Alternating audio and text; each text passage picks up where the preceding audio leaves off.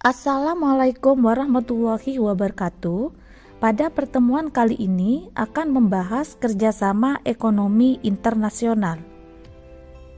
Adapun materi yang dibahas, yang pertama, pengertian kerjasama ekonomi internasional. Yang kedua, tujuan kerjasama ekonomi internasional. Yang ketiga, manfaat kerjasama ekonomi internasional. Yang keempat, bentuk-bentuk kerjasama ekonomi internasional. Yang kelima, lembaga-lembaga kerjasama ekonomi internasional. Kerjasama ekonomi internasional adalah kerjasama yang menunjukkan hubungan antar negara dalam bidang ekonomi dengan dasar kepentingan tertentu untuk dapat meningkatkan kesejahteraan ekonomi, pertumbuhan ekonomi, dan peningkatan struktur kegiatan ekonomi nasional. Tujuan kerjasama ekonomi internasional antara lain memenuhi kebutuhan dalam negeri akan barang atau jasa, memperluas pasar hasil produksi barang dan jasa, mendorong peningkatan produktivitas hasil produksi, memperluas lapangan kerja, menambah devisa negara, mendistribusikan manfaat sumber daya, mengurangi ketimpangan antara negara maju dan negara berkembang, mempercepat pembangunan ekonomi dunia, meningkatkan kualitas hidup bangsa-bangsa di dunia. Manfaat kerjasama internasional: 1.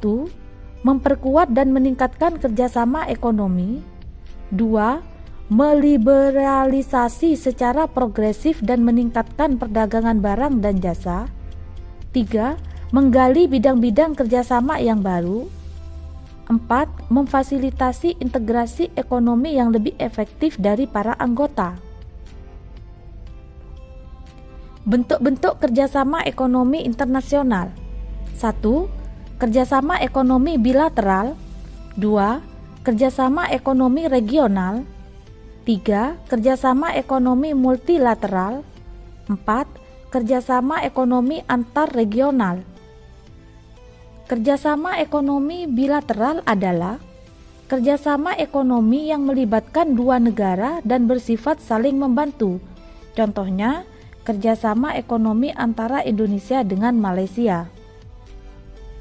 Kerjasama ekonomi regional adalah kerjasama ekonomi di antara beberapa negara yang berada di kawasan tertentu, contoh ASEAN. Kerjasama ekonomi multilateral adalah kerjasama ekonomi yang melibatkan banyak negara dan tidak terikat oleh batas regional atau wilayah atau kawasan negara tertentu. Contoh, kerjasama antara Indonesia, Jepang, Prancis, Inggris, Korea, Cina, Rusia, Singapura, dan sebagainya. Kerjasama ekonomi antar regional, yaitu kerjasama ekonomi di antara dua kelompok kerjasama ekonomi regional. Contoh, kerjasama antara Uni Eropa dengan ASEAN. Lembaga-lembaga kerjasama ekonomi internasional: ASEAN, IMF, IBRD, WTO, IFC, IDA, UNCTAD, ILO, UNDP, UNIDO, APO, ADB, OPEC, APEC, AFTA, NAFTA, IDB, ASEM. ASEAN merupakan Association of Southeast Asian Nations atau Persatuan Negara-Negara Asia Tenggara. ASEAN merupakan suatu kerjasama negara-negara untuk kestabilan politik, ekonomi, dan sosial budaya. Berikutnya IMF atau International Monetary Fund atau Dana Moneter Internasional meliputi penetapan kurs devisa, pemeliharaan kurs devisa, membantu negara anggota dalam menghadapi kesulitan neraca pembayaran, memberikan saran pencegahan inflasi, dan sebagainya. Berikutnya IBRD, atau International Bank for Reconstruction and Development atau World Bank atau Bank Dunia, bertugas untuk menangani masalah investasi internasional. Berikutnya WTO atau World Trade Organization, merupakan organisasi perdagangan yang bertujuan untuk memajukan perdagangan internasional agar tercipta suasana yang dapat membatasi atau mengadakan peraturan yang bersifat menghambat kelancaran pertukaran barang-barang internasional. Berikutnya IFC, International Finance Corporation atau Badan Keuangan Internasional, bertugas memberikan pinjaman kepada pengusaha swasta dan membantu mengalihkan investasi luar negeri ke negara-negara sedang berkembang. Berikutnya IDA, International Development Association atau Perhimpunan Pembangunan Internasional, dengan tujuan untuk mendorong kemajuan ekonomi negara-negara yang sedang berkembang dan memberikan pinjaman dengan syarat pinjaman yang ringan. Berikutnya UNCTAD, yaitu United Nations Conference on Trade and Development atau konferensi PEB tentang perdagangan dan pembangunan untuk mengusahakan kemajuan perdagangan dunia dan mengatur komoditi, hasil industri, pengalihan teknologi, perkapalan, dan lain-lain.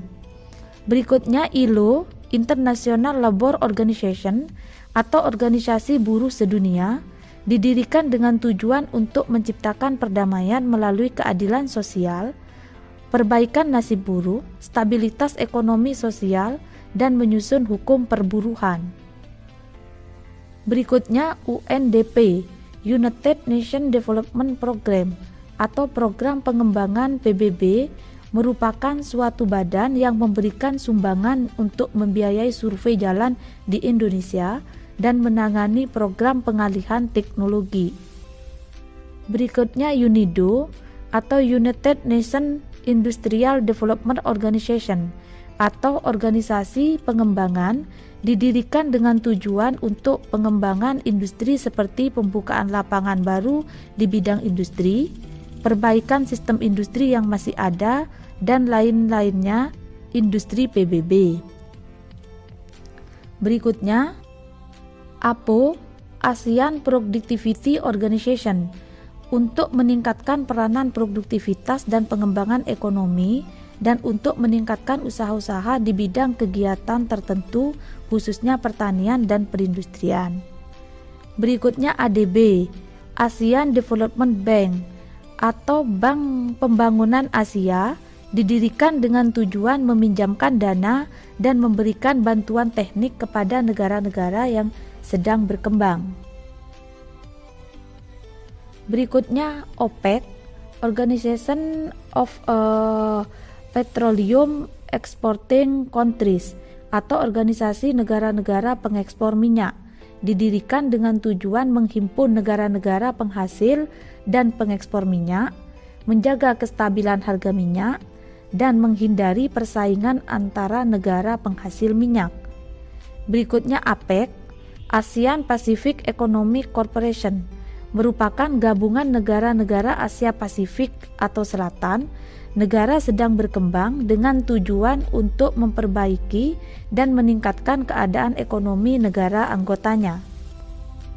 Berikutnya adalah AFTA, ASEAN Free Trade Area atau Kawasan Perdagangan Bebas Asia Tenggara, merupakan organisasi perdagangan bebas ASEAN dengan maksud untuk mengantisipasi dalam menghadapi era perdagangan bebas dunia.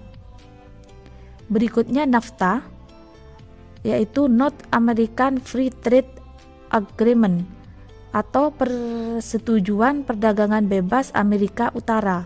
Badan ini didirikan untuk memajukan dan meningkatkan perdagangan di kawasan Amerika Utara.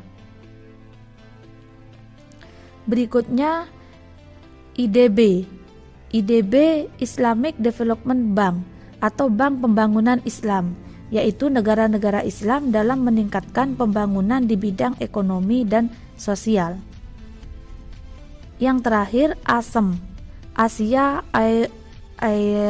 Europe Meeting, merupakan forum kerjasama negara Asia dan Eropa untuk memelihara perdamaian secara global, stabilitas dan kemakmuran yang bertujuan untuk memajukan kegiatan perdagangan dan investasi lebih besar antara dua kawasan.